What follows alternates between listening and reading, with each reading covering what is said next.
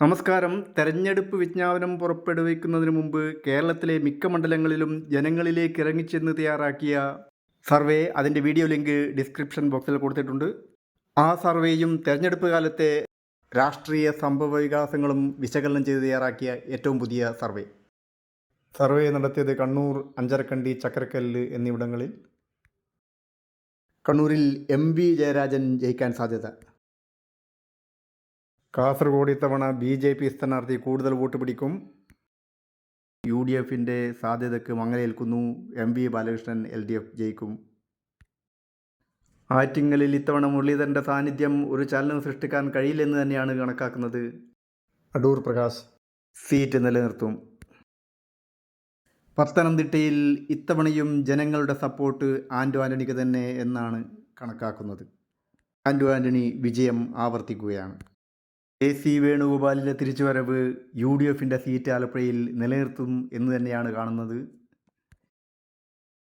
ചാലക്കുടിയിൽ ഇത്തവണ ബെന്നി ബെഹനാന് സീറ്റ് നിലനിർത്താൻ കഴിയില്ല. C രവീന്ദ്രനാഥ് വിജയിച്ചു കയറും എന്ന് തന്നെയാണ് മനസ്സിലാക്കാൻ കഴിയുന്നത്. കോഴിക്കോട് ഇത്തവണയും MK രാഘവന് സീറ്റ് നിലനിർത്താൻ കഴിയും. ശക്തമായ പോരാട്ടം നടക്കുന്ന, അതായത് ത്രികോണ മത്സരം നടക്കുന്ന തൃശ്ശൂരിൽ ഇത്തവണ സുരേഷ് ഗോപി ജയിച്ചു കയറും എന്ന് തന്നെയാണ് സർവേ ഫലം. UDFിന് അനായാസം ജയിച്ചു കയറാൻ കഴിയുന്ന മറ്റൊരു മണ്ഡലം എറണാകുളം. ഹൈബി ഈഡൻ ജയിച്ചു വരും. കഴിഞ്ഞില്ല. തോമസ് ചാഴിക്കാടൻ വിജയിക്കും. ഇടുക്കിയിൽ ഇത്തവണ UDF സീറ്റ് നിലനിർത്തും. ഡീൻ കുര്യാക്കോസ് ഇത്തവണയും ജയിച്ചു കയറും എന്ന് തന്നെ സർവേ ഫലം. LDFിൻ്റെ വിജയസാധ്യത ഉറപ്പിക്കുന്ന മറ്റൊരു മണ്ഡലം ആലത്തൂർ. K രാധാകൃഷ്ണൻ വമ്പിച്ച വിജയത്തോടെ വിജയിക്കും എന്ന് തന്നെ സർവേ ഫലം. പൊന്നാനിയിൽ ഇത്തവണ ലീഗ് കോട്ട തകരും. KS ഹംസ അവിടെ ജയിച്ച് കയറി വരും എന്ന് തന്നെയാണ് സർവേ ഫലം. തിരുവനന്തപുരത്ത് രാജീവ് ചന്ദ്രശേഖർ പിടിക്കുന്ന ഓരോ വോട്ടും UDFിൻ്റെ വിജയസാധ്യതയ്ക്ക് മങ്ങലേൽപ്പിക്കുന്നു. പന്ന്യൻ രവീന്ദ്രൻ ജയിക്കും.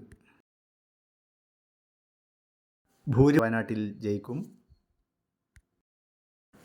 കടുത്ത മത്സരം നടന്ന വടകരയിൽ ശൈലജ ടീച്ചർ നേരിയ ഭൂരിപക്ഷത്തിന് വിജയിച്ചു കയറി വരും എന്ന് തന്നെയാണ് സർവേ ഫലം പറയുന്നത്.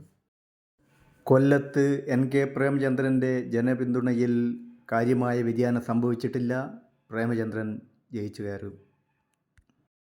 ഭൂരിപക്ഷം കുറയുമെങ്കിലും പാലക്കാട്ട് ഇത്തവണ VK ശ്രീകണ്ഠൻ സീറ്റ് നിലനിർത്തും. മലപ്പുറം ലീഗിൻ്റെ കോട്ട തന്നെ. ഭൂരിപക്ഷം അല്പം കുറയുമെങ്കിലും ET മുഹമ്മദ് ബഷീർ ജയിക്കും. മാവേലിക്കരയിൽ ഇത്തവണയും കൊടിക്കുന്നിൽ സുരേഷ് വിജയക്കൊടി പാറിക്കും എന്ന് തന്നെയാണ് സർവേ ഫലം പറയുന്നത്.